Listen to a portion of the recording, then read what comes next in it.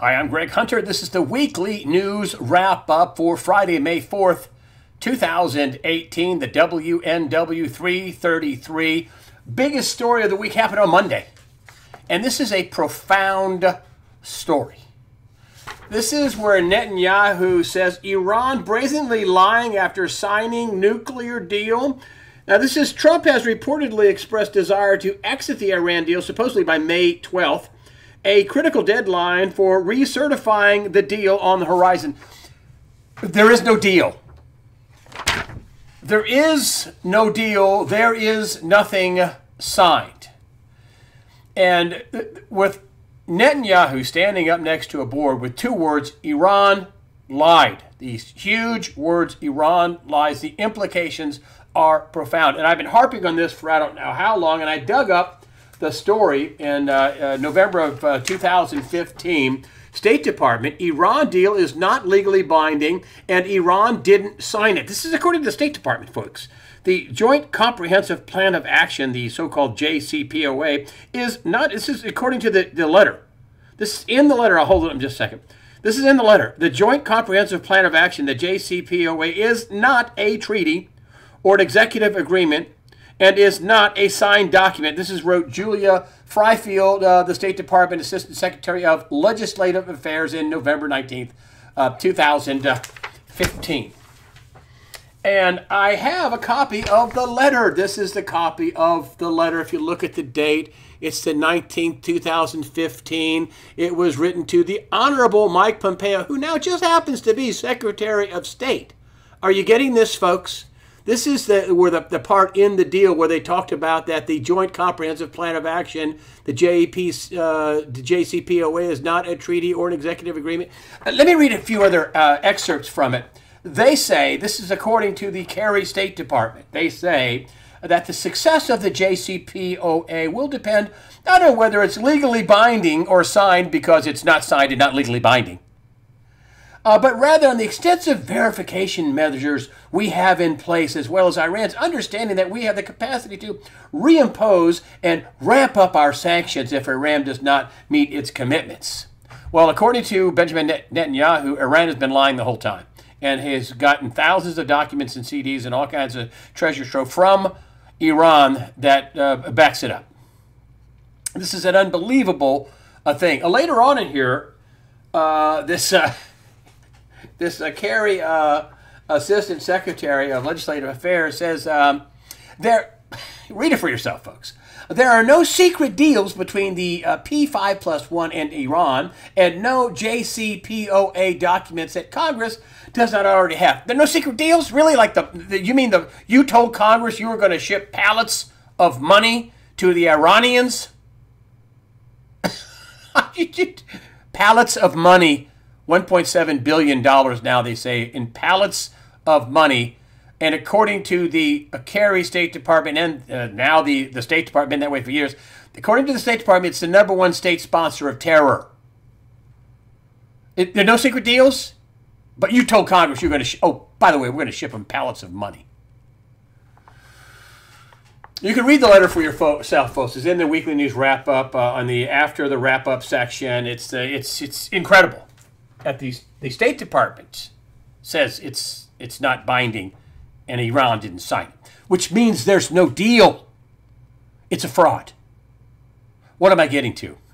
So a couple of weeks ago, Emmanuel Macron, you know, the Prime Minister or President of France, comes over. Oh, they have a big deal. They have a state dinner. You got big old photo ops. They have nighttime parties. They got, you know, invitations by the Bureau of Engraving and Printing sent out. Funds of dignitaries, state dinner, big deal.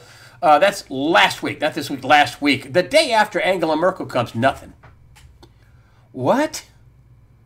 Angela Merkel is at least as big of a dignitary from Europe. As a matter of fact, they say Germany basically runs Europe, but at least as big as Macron. Well, I think the deal, what happened was this. This is what I think, and I can't back this up. But this is what I think. Macron was a planned state dinner. A planned trip with the photo walks, the wives, the photo ops, the whole deal. Angela Merkel came over in a panic, I think. And why did she feel a need to talk to Trump face to face? Well, number one, the call or the the communications couldn't be intercepted, and she could see him face to face. And I think both people, they even wrote a little piece about what's highly unusual for the head of France and the head of Germany to come back to back. Well, I think Merkel came in a panic. Why? I think that they know this is a huge fraud, the Iran deal, and now they're offering, we have some fixes for the ballistic missile system and all that. They know that if Pompeo drills down, and I think he will, and Trump pulls out and he gives his reasons, I think the whole thing, it should be revealed, but it may not be, but the whole thing's a giant fraud where people got bribed. It's too stupid to be stupid for essentially, according to what was on the table was $150 billion given back to Iran. Essentially, this is a $150 billion deal, and Iran doesn't have to sign anything. And as far as the inspections are concerned, have you seen anything since 2015 about inspection reports, regular inspections? Have you seen anything? Have you seen any of their military bases be inspected? Iran said from the beginning, I've said this years ago, that they, you want to know what's in the deal, listen to Iran. And they said they weren't going to allow inspections. Wasn't this to curtail their military application of a nuclear program and no inspection of any military bases? It's total fraud. And I think people were bribed. And I think people were bribed probably in the tens of millions, if not billions of dollars. I really wonder how much money Iran got back. Well, they got pallets of money. That was part of the deal. It's a giant fraud. And this was basically talked about in the mainstream press and by our leader as a deal. Well, if they just said, well, we have a deal, but Iran didn't sign anything, and you really can't back it up. But we call it a deal. There's no deal. We have a fraud. We have a lie. We have a scam. We have a payoff. We have bribes. But we don't have a deal with no signatures. And that is, as Jim Sinclair has said, his quote is, it's too stupid to be stupid. There's no deal. And I think that's why Merkel came over here right after Macron, the day after Macron. She's over here talking to Trump. And I think it's because he's going to spill the beans on the deal. He's going to come out of the deal, and he's going to say, here's why there's no deal. Number one, it was never signed, which nobody wants to talk about, not even at Fox News. They don't want to talk about how this was never signed by Iran. But I think when Pompeo drills down on this thing, and he's probably working right now on this deal. That's one of the first things he talked about when he was put in as Secretary of State. He talked about the Iran deal. So this has huge implications. This no deal in Iran. This was supposed to curtail their program. It sure in the heck didn't. And now it's going to be even more explosive now because we're going to find out the whole thing's a big scam. Which I've been saying for years, and then we are going to be closer to war than ever because Iran is building bases on the Israeli border, and that's another story you don't hear much talked about is that Iran, you hear them, they had some bombing. Who were they bombing? They were bombing the Iranians, who are building bases and drone bases and Air Force bases in places where the Ayatollah said that they could had a 25-year plan to destroy Israel. I don't know if they want to wait 25 years, but this has explosive implications. The revealing of this military nuclear program, the Iran House by Israel, the Trump administration backing out of it. The Iranians have threatened to bomb U.S. ships in the Persian Gulf if the U.S. backs out of it. There's also reports about the Iranians are panicked over the possibility of a strike. This thing could go haywire crazy. Of course, China is on the side of Iran. Russia is on the side of Iran. I think Merkel and France and the UK are on the side of Iran, frankly, because they allowed this deal to go through. But I think people should go to jail over this. I think people once you start tracking down where the money actually went, I'll bet you, I just have this, I can't prove this, but I'll bet you that people should go to jail over this. I mean, Putin's not going to go to jail. He's got a bunch of oligarchs over there in Russia, basically a organized crime syndicate in Russia, and a one-party system. Yeah, right. There's two parties. China just installed a dictator for life, so they're not going to be in any jeopardy there. But you know, the UK and France and Germany, they're all pretending to be democracies and play by the rules, and they didn't, and they lied to their own people that there was a deal, when there indeed weren't. There wasn't a deal. There were no signatures, and it wasn't enforceable. The next thing is this right here. The Giuliani believes 50-50 chance of Mueller subpoenas President Trump. You know, I watched a half-hour presentation with Sean Hannity, actually an hour presentation with Sean Hannity. And you know what? This is the only thing I took from ABC. You know, the headlines and reportings are so dreadful and lopsided, and it's just unbelievable. My thoughts on the Giuliani interview, and I'll just hold him up here. Constitutional crisis. He doesn't think Mueller has the power to subpoena the president, especially with all the crime committed on the government side, the lying, the perjury, the obstruction of justice, you know, all that. The investigation, the scam investigation. It was started with Comey and his memos that basically just got released and exonerated Trump and his buddy Comey, who was stinky dirty on the Uranium One deal, knew all about it, let it go through, had undercover sources in the Uranium One deal. He's supposed to be looking into collusion and interference by Russia, but yet there's no focus on the Clinton paying the Russians for phony research through their law firm, and through Christopher Steele, and it basically came from Russian intel services, the phony stuff.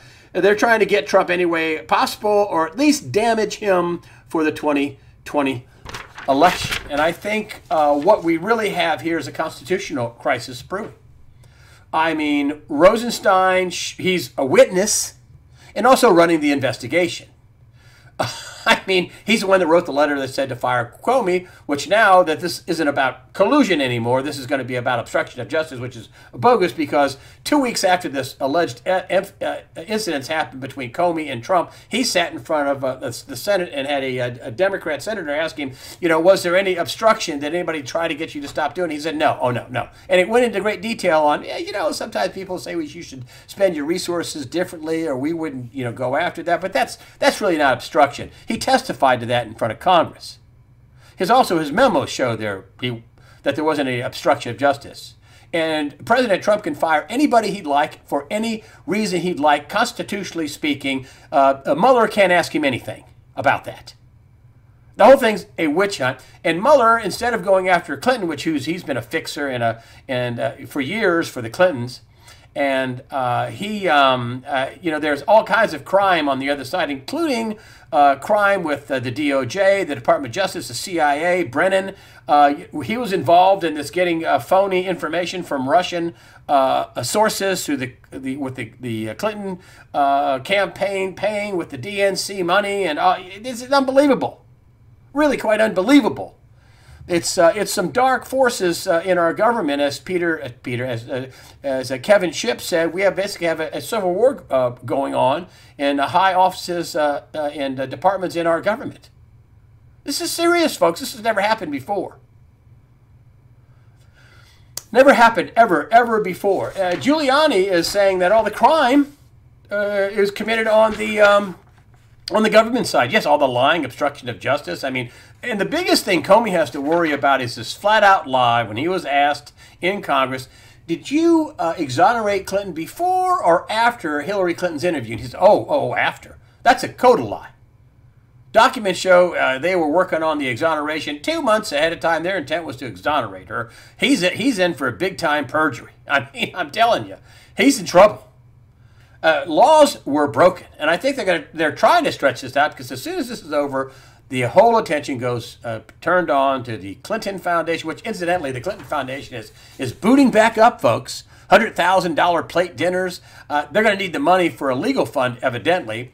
But you know, there's Chelsea Clinton. She's going to have a career in politics. I mean, that's what we need. More fraud and crime, and the daughter, who's now an adult, it's no longer little Chelsea. I mean, she's what, 30-something. And she's running a global charity fraud. The Clinton Foundation is a global charity fraud. And but then this is just unbelievable that unbelievable what's going on, and I don't know how it's going to go, but I think the team is being reshuffled to have a constitutional challenge with Robert Mueller. Robert Mueller also should have stepped down. I mean, the statute says that he should have stepped down because he had a direct conflict of interest with his buddy James Comey, who broke some more laws by, of course, he says he didn't do that. He didn't release classified FBI information. Other people say he did, but he's got another problem. He's the one that gave Comey gave basically Mueller the keys to the kingdom to start this phony investigation, which his memos, which have finally come out, basically exonerate Donald Trump. So listen, what is going on is unprecedented in American history. It's bad, folks. It's bad. Pray for Donald Trump. I'm telling you, pray for Donald Trump. And speaking of Hillary Clinton, you didn't know this, but a lot of people have said to me, online and others, that you don't know what socialism is and communism and Marxism. Yeah, I do. Oh, yeah, I do. That you're being pretty hard on the Democrats. You're calling them socialists and Marxists. Keith Ellison, who is a Islamist and a supporter of, I think radical terrorism, radical Islamists is the number two. Perez is also another far left-wing guy who is supported by other people, among other people, La Raza, the race. He is a far left-wing former labor secretary, Perez, who's now the head of the DNC. This is as far left as you can be. I mean, these people, Keith Ellison supported Louis Farrakhan. The Jew-hating anti-Semite Louis Farrakhan. Ellison supported him. And Perez is another far left-wing lefty who supports open borders and no voter ID laws and illegal aliens voting, in effect. This is not the party of Kennedy and Johnson. This is the party of far left Marxists and leftists. And here we have Hillary Clinton basically backing me up on this. Hillary Clinton says being a capitalist likely hurt her among socialist Democrats. And then she drops this bomb. Clinton says 41% of Democrats are socialists or self-described socialists. Self-described socialist. Folks, listen, let me tell you, socialists, communists, Marxists, leftists, there's not about this much difference between all those people. I mean, I guess socialism, you get to keep some of your property until they, basically, but all of them will expropriate property from, from the makers to the takers. It's all about taking money from this group of people and giving it to this group of people. That's what that's about, as simply as I can put it.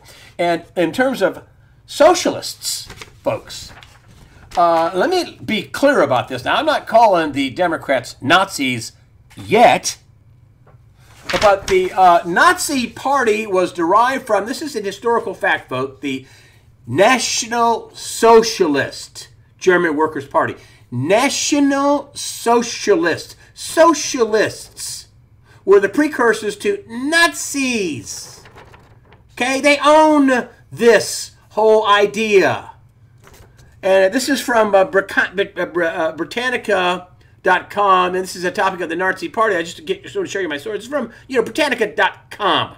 So this is some far wackadoodle source. Political party of the mass movement known as National Socialism under the leadership of Adolf Hitler. The party came into power in Germany in 1933 and governed by totalitarian methods until 1945. Yes, totalitarian methods. Like kind of what's going on to kick Donald Trump out? A constitutional crisis? Totalitarian methods by any means possible? Kind of like, Nazis did? Socialists did? Here's some more socialism crazyville, but it was a pie that blew up in their face. And this is some more crazyville out west. Amazon paused this huge development project, development plans in Seattle over tax plan. What tax plan, may you ask? Oh, it's the new tax plan that would charge large employers in the city about $500 per employee, with the money going to help alleviate the housing crisis caused by the socialists out there. That's 7,000 Amazon jobs alone at risk. That's that's only $3.5 million they were going to wring out of Amazon. And Amazon said, whoa, hold on a minute. We're not, no. We're going to stop plans. We're going to completely stop plans. We don't like this plan. Oops, the capitalist in Amazon kicked in. You know, Bezos and the Washington Post are mostly socialist, but, you know, when it comes to money out of their pocket, they become capitalists. This is the crazyville that's crazy, the government jobs for everyone. Of course, they don't really explain to people that, oh, yeah, it's going to kill business. I mean, government jobs just suck up capital and destroy profitability and just take, a good working capital that you could use to reinvest into business and hire more people and invent things. No, government jobs are for nothing. They just eat up stuff. They just make work.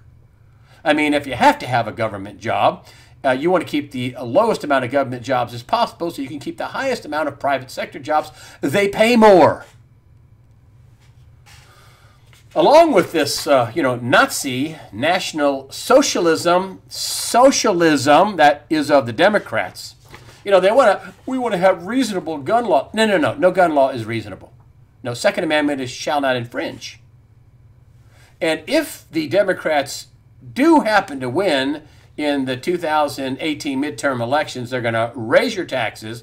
They're going to go after your Second Amendment rights and your First Amendment rights. Hillary Clinton tipped that off. Right now they're going after First Amendment rights with all the tech giants.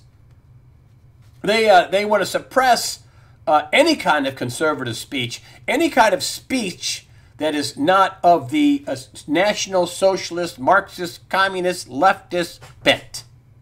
Any kind of speech that talks about Bill of Rights. I mean, let me tell you the New World Order. You know what the big enemy of the New World Order is? The Bill of Rights. You know, Hillary Clinton, I've said this before, the only big interview she did was with Chris Wallace, and she said that, quote, there were limits on the Second Amendment, and there are limits on the First, according to Hillary Clinton. Now, what is she, number 1 or 2 or 3 in the party? And, that's what they're shooting for, folks. This is, here's an op-ed in the Wackadoodle Propaganda USA Today by Eric Swalwell. And the title is, just says it all. Ban assault weapons, buy them back, and go after the resistors. Ex-prosecutor in Congress. This is this guy, Swalwell. He's a representative from a, ultra-lefty wackadoodle state. Ban assault weapons and buy them back. It might cost $15 billion, but we can afford it. $15 billion to take away your rights from law-abiding citizens. 40,000 people a year are killed in car wrecks. They're not talking about taking away your cars, at least yet. Not from law-abiding drivers who don't drive drunk and do crazy things. Incidentally, not one single NRA member has been involved in any of these horrible shootings. They're all liberal Democrats, socialists, communists, Marxists, leftists. They're all Democrats that are involved in these crazy shootings. Like Steve Scalise trying to be the crazy Democrat that tried to execute Republican congressmen practicing softball or baseball. Here's the National Rifle Association CEO Wayne LaPierre. He says the elites don't care about one whit about America's school system. If they truly cared, what they would do is protect them, he said. Their goal is to eliminate the Second Amendment and our firearms freedoms. And what comes after that? They just want to eliminate our firearms freedoms? I did a little research and came up with what happened in countries where they disarm people. Well, let's see, in 1915, Turkey disarmed, and then they murdered 1.5 million. In 1929, Russia disarmed and murdered 20 million Russians. In 1935, China disarmed and murdered another 20 million Chinese. 39, Germany disarmed the Jews. You know what happened there. 6 million of them got baked in ovens.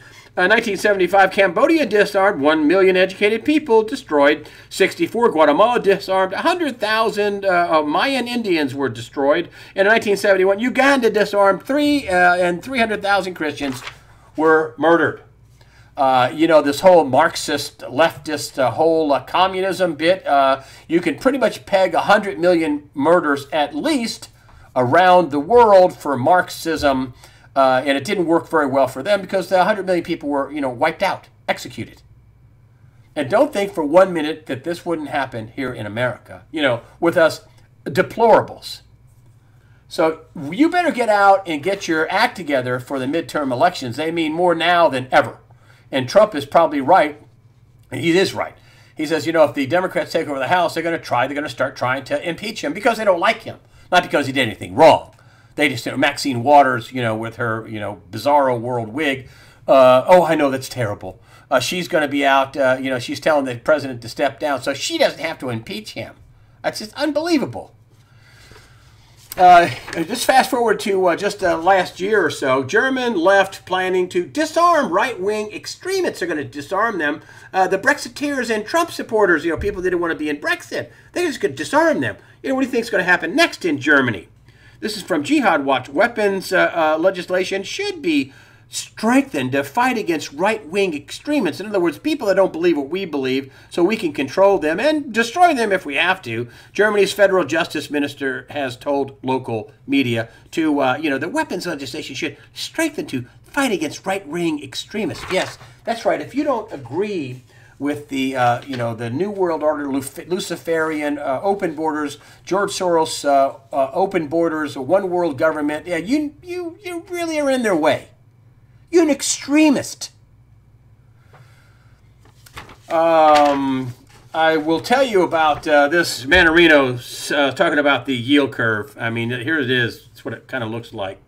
There's not much difference between the 10 and the 30. I mean, it's like, I don't know, less than 20 basis points now. I think it's in the teens.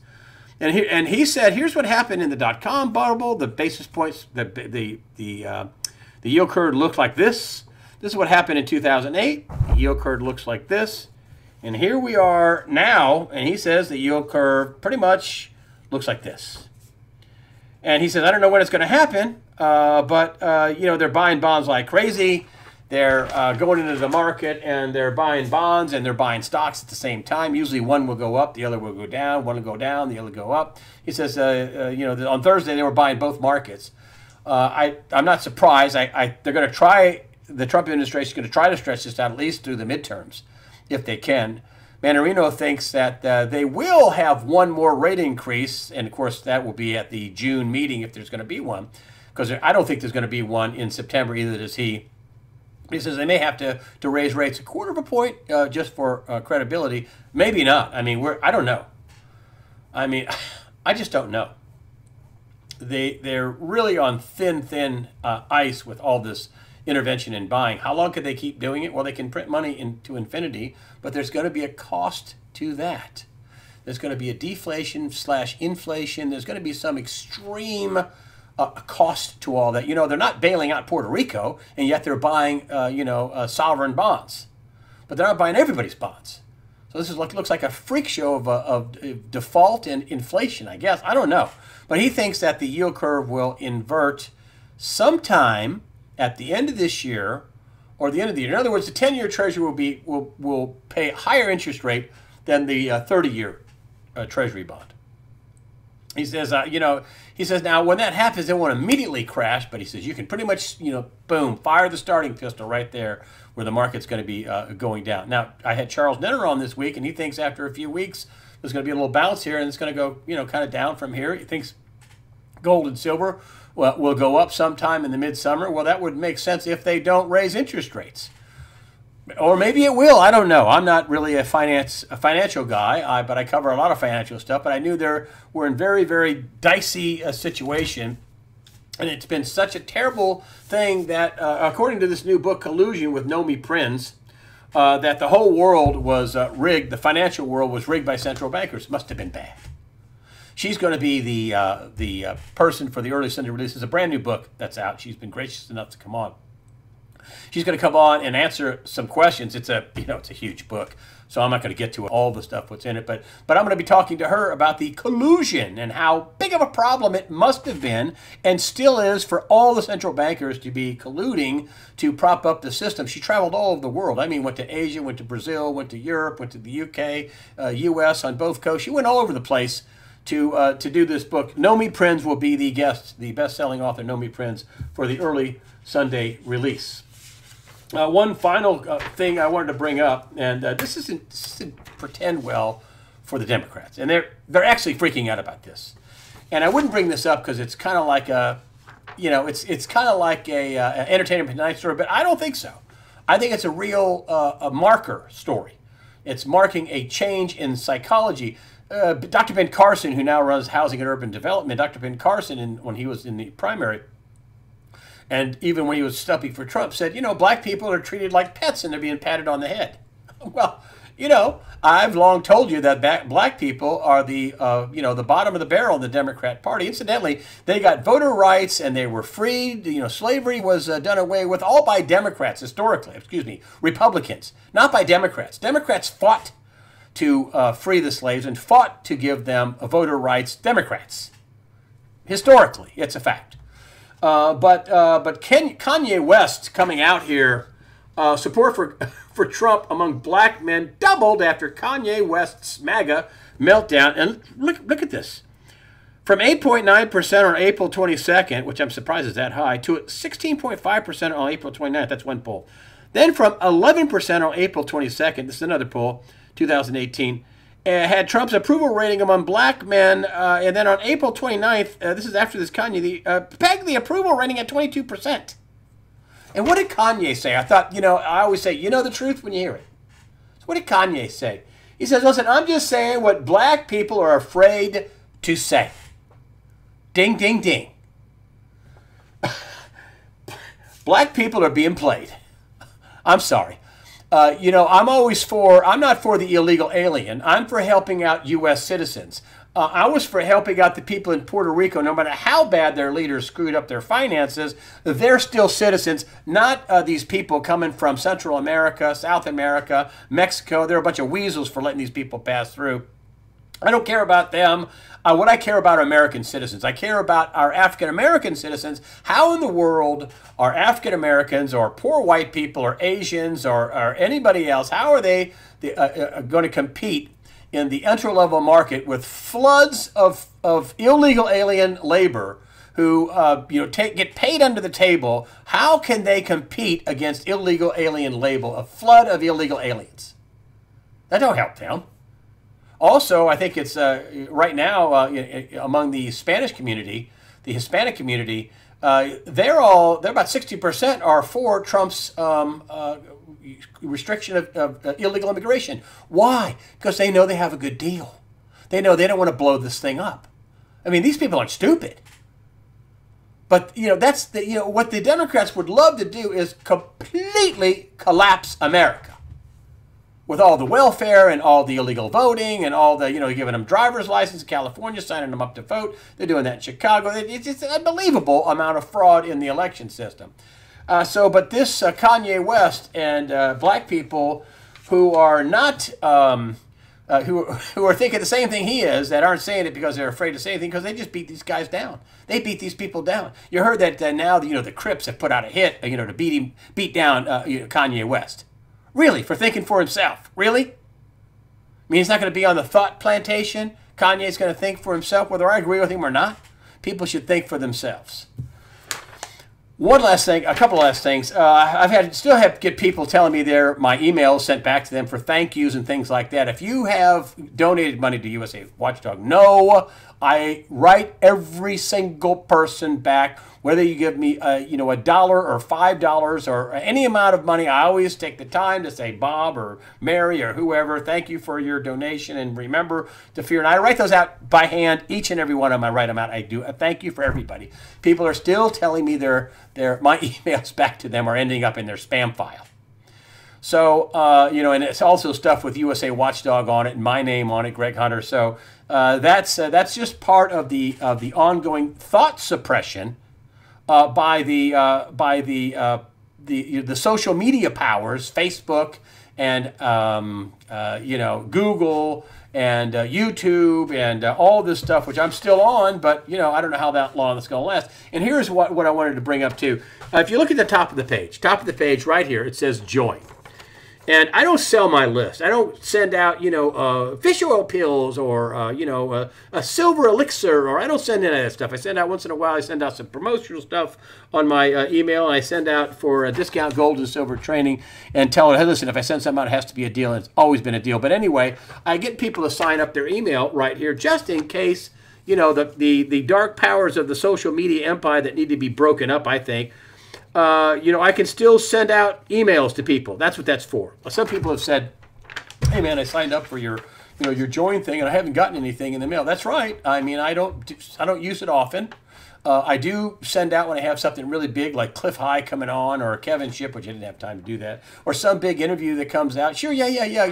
I'll send out a, hey, you watch this interview. It's going to be on the this date or this time, or here's a discount gold and silver trading. This is a deal. I mean, she was selling, I don't know, quarter and a half ounce for the same commission price as a 1 ounce coin. They usually charge commissions per coin. It was a deal.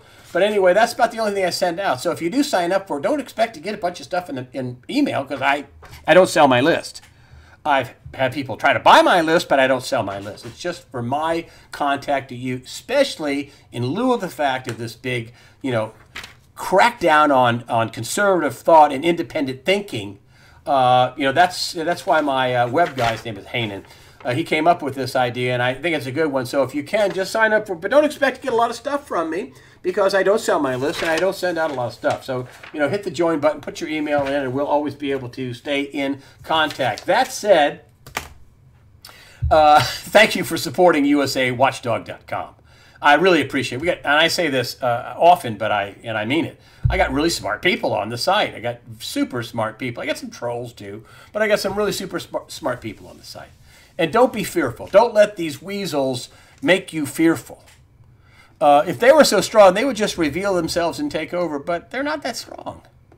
They're really not that strong. And don't be fearful. Don't be silenced. Okay? And I'm going to end like I always end, and I mean this. I really mean this. The whole fear not thing, it's all through the Bible, this term, fear not. Fear not. When the angel comes to Mary, she's kind of, fear not. You're going to be the mother of Jesus, right? So I mean this. Fear not. Prepare yourself mentally, physically, above all, spiritually. Fear not. God the Father and His Son, Jesus Christ, are firmly in control.